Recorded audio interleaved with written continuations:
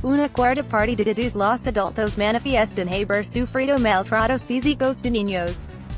Una de cada 5 mujeres y one de cada 13 hombres declaran haber sufrido abusos sexuales en la infancia.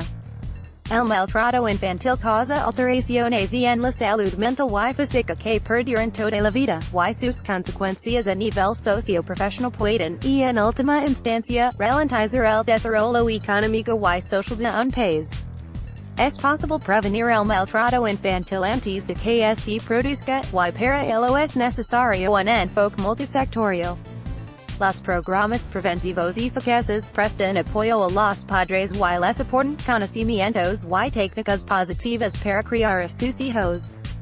La atención continua a los niños y a las familias puede reducir el riesgo de repetición del maltrato y minimizar sus consecuencias. El maltrato infantil se define como los abusos y la desatención de que son objeto los menores de 18 años, y incluye todos los tipos de maltrato físico o psicológico, abuso sexual, desatención, negligencia y explotación comercial o de otro tipo que causan o pueden causar un daño a la salud, desarrollo o dignidad del niño, o poner en peligro su supervivencia y en el contexto de una relación de responsabilidad, confianza o poder. La exposición a la violencia de pareja también se incluye a veces entre las formas de maltrato infantil. El maltrato infantil es un problema mundial con graves consecuencias que pueden durar toda la vida. A pesar de las encuestas nacionales recientes y en varios países de ingresos bajos y medianos, faltan todavía datos acerca de la situación actual en muchos países. El maltrato infantil es complejo y su estudio resulta difícil. Las estimaciones actuales son muy variables, dependiendo del país y del método de investigación utilizado. Dichas estimaciones dependen de las definiciones de maltrato infantil utilizadas, el tipo de maltrato infantil estudiado, la cobertura y la calidad de las estadísticas oficiales, la cobertura y la calidad de las encuestas basadas en los informes de las propias víctimas, los padres o los cuidadores. No obstante, los estudios internacionales revelan que una cuarta parte de todos los adultos manifiestan haber sufrido maltratos físicos de niños y one de cada 5 mujeres y one de cada 13 hombres declaran haber sufrido abusos sexuales en la infancia. Además, muchos niños son objeto de maltrato psicológico, también llamado maltrato emocional, y víctimas de desatención. Se calcula que cada año mueren por homicidio 41,000 menores de 15 años.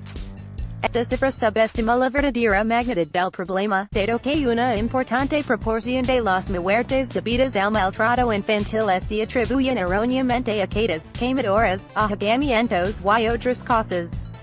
Y en situaciones de conflicto armado y entre los refugiados, los niños son especialmente vulnerables a la violencia, explotación y abusos sexuales por parte de los combatientes, fuerzas de seguridad, miembros de su comunidad, trabajadores de la asistencia humanitaria y otros. El maltrato infantil es una causa de sufrimiento para los niños y las familias, y puede tener consecuencias a largo plazo. El maltrato causa estrés y se asocia a trastornos del desarrollo cerebral temprano.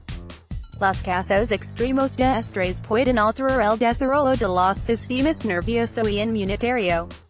Y en consecuencia, los adultos que han sufrido maltrato en la infancia corren mayor riesgo de sufrir problemas conductuales, físicos y mentales, tales como actos de violencia, como víctimas o perpetradores, depresión, consumo de tabaco, obesidad, comportamientos sexuales de alto riesgo, embarazos no deseados, consumo indebido de alcohol y drogas. A través de estas consecuencias y en la conducta y la salud mental, el maltrato puede contribuir a las enfermedades del corazón, al cáncer, al suicidio y a las infecciones de transmisión sexual. Más allá de su